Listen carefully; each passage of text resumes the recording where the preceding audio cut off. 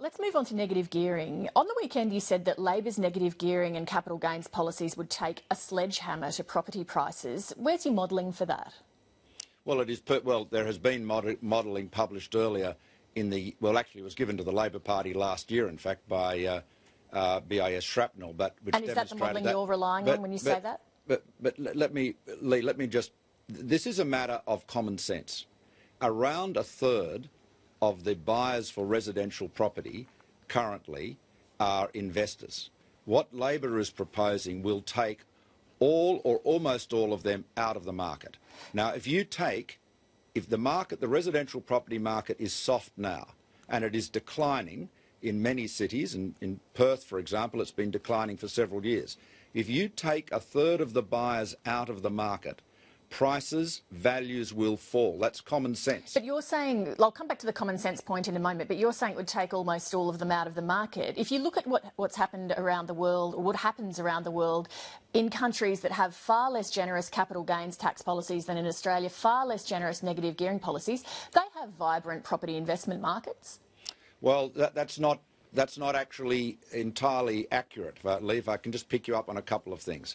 Firstly, what Labor is proposing to do is to jack up capital gains tax by 50%, and that would make it the second highest in the among comparable developed countries. Now, let me say to you, capital gains tax is a tax on investment. If you want people to do less of something, you jack up the tax. So what Labor clearly wants is less investment. Less investment means less jobs. We want to see more investment. Now, as far as property investors are concerned, in a market like the United States, where negative gearing is generally not allowed, what you see is rents being much higher, rental properties being owned by big companies and big investors. You don't have what we have in Australia, which is mum and dad investors, people on average incomes, buying a flat, buying a house. I mean, 70% of the people who negative gear in Australia own one property, and another 20% own two. Most of these people, most of these Australians are hard-working Australians trying to get ahead. Most of them are on average earnings or less. Well, and actually, the Labor Party wants to take them out of the market. The statistics that the top 10% of income earners receiving three-quarters of taxable... Sorry, it's the top 10% of income earners who are receiving three-quarters of taxable capital gains. Well, Leigh, that's beside the point. Of course, people on the highest incomes will make the highest gains because they tend to have more property. Well, so therefore, these policies favour most people who are on the highest incomes. Leigh, there are well over 1 million Australians, most of whom are on average earnings, who have an investment property and they are negative gearing it. And how many Australians does that leave who don't have that? What, 22, 23 million? I'm sorry, Leigh, I couldn't hear that question. I said, how many Australians does that leave who aren't involved with negative gearing? I don't know what the population is, another 21, 22 million? Well, there are obviously many Australians that don't invest in property. But does that mean that you should ban all Australians from being able to do it? And let me just go on, Leigh. Let me give you a very good business example. Labor wants to ban negative gearing on any asset except new dwellings. So that includes commercial property. That includes shares. That includes business assets. Now, what possible point is there in preventing you from investing in a shop and negative gearing that? That is simply a Labor tax grab. It's got nothing to do with housing affordability. On housing affordability, on the weekend when you announced that you wouldn't change negative gearing, you were there with a family with a young baby. The subtext of what you were saying was that, OK, sure, maybe you can't afford to buy your own house to live in, but here's what you can aspire to. You can keep living with mum and dad and buy an investment property, and maybe one day your children might be able to afford to buy a property of their own. Is that the sort of country that you see Australia becoming? Australia is a country where people should be able to exercise their economic freedom and invest where they wish.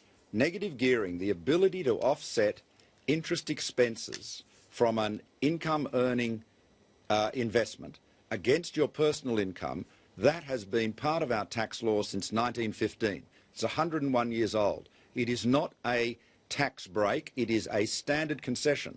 Now, let me give you an example, however, of how unjust and ill thought out and reckless Labor's plan is. Under Labor's plan, a plumber who's earning $100,000 a year would not be able to negative gear an investment property or shares, for that matter, against his income as a plumber. However, a wealthy person with investment income, dividends, rents, interest of $100,000 a year would be able to negative gear against their investment income. So under Labor's plan, workers, people whose income comes from their personal exertion, will not be able to negative gear, but people whose income comes from investments will. Now, how is that fair? When we started this section, I asked you if you could give me the modelling for your assessment that it would take a sledgehammer to property prices, and you said it's a matter of common sense. So is what you're saying to voters, I don't actually have hard evidence here, it's my common sense, and so you have to trust my analysis on this? Well, Leigh, you know, your viewers tonight understand the laws of supply and demand. If you take a third of the buyers out of a market, but what I'm asking is, how do you know you're taking out a third?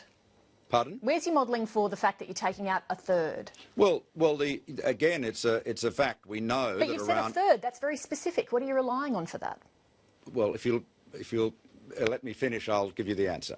We know from the statistics, the banking statistics and the ATO statistics, that around a third of the people who borrow borrow money to invest in property are investors, and most of them will be negative gearing.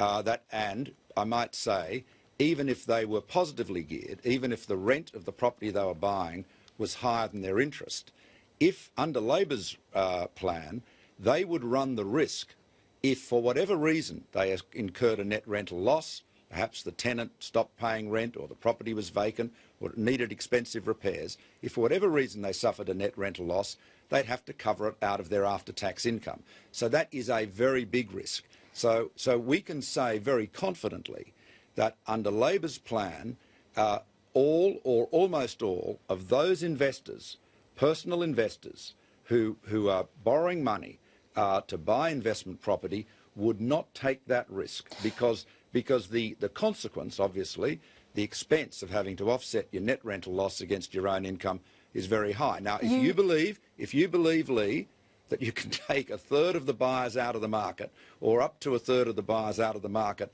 and not affect prices, well, then, you know, that would be a fairy tale. All right. Now, if I may say so... We're going to run out of time, and I want to ask you a quick question to finish. You've said that you intend to call the election for the 2nd of July. When will you be visiting the Governor-General to formalise that? Well, as I've said, I'll be calling on the Governor-General to advise him to dissolve both Houses of Parliament and call an election for the 2nd of July, and I'll be visiting him after the budget, and obviously the Leader of the Opposition's reply, and that will be done, you know, very shortly, but at an appropriate time after the budget and on or before the 11th of May. And after the budget reply speech as well? Yes, exactly. That's exactly what I said, yeah. Prime Minister, thank you very much for joining us this evening. Yeah, thanks so much, Leigh.